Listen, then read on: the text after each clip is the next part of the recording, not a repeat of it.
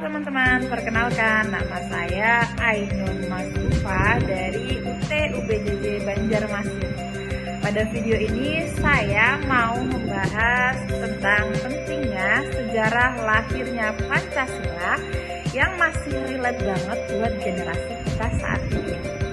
Salah satu momen penting yang terjadi pada saat sidang BPUPKI tahun 1945 yang melibatkan tokoh seperti Soekarno, Muhammad Yamin, dan Supomo menyampaikan ide tentang dasar negara.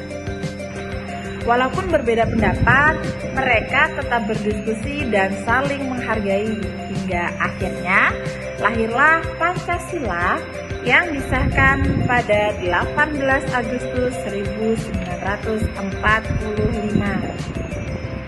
Dari peristiwa tersebut, terdapat beberapa nilai Pancasila yang tercermin, yaitu nilai persatuan. Karena kita mengutamakan kepentingan bersama. Contohnya saat ketika kita bekerja kelompok, kita tetap bekerja sama walaupun ada perbedaan pendapat.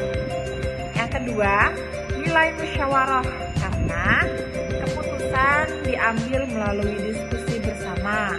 Sebagai contoh di sekolah, saat menentukan ketua kelas ataupun pembagian tugas. Atau mungkin ketika contoh di masyarakat, itu mungkin contoh kecilnya adalah pemilihan ketua RT. Kemudian ada nilai toleransi, karena kita saling menghargai perbedaan. Di sini dicontohkan menghormati teman yang berbeda agama atau tidak mengejek pendapat orang lain. Menurut saya, pelajaran yang paling penting dari sejarah ini adalah bahwa perbedaan itu bukan untuk dipermasalahkan, tetapi untuk disatukan. Sebagai generasi muda, kita hidup di lingkungan yang penuh dengan perbedaan, baik dari segi pendapat, latar belakang, maupun cara berpikir. Kadang perbedaan itu bisa memicu konflik kecil seperti debat antar masyarakat, atau kalau di sekolah debat antar siswa, salah paham dengan teman, atau bahkan pertengkaran di media sosial. Tapi kalau kita mencontoh dari para pendiri bangsa kita tadi, kita belajar bahwa perbedaan seharusnya diselesaikan dengan komunikasi yang baik, bukan dengan emosi. Kita bisa mulai dari hal sederhana seperti mendengarkan pendapat orang lain sampai selesai, tidak langsung menghakimi, dan berusaha mencari solusi yang adil untuk semua.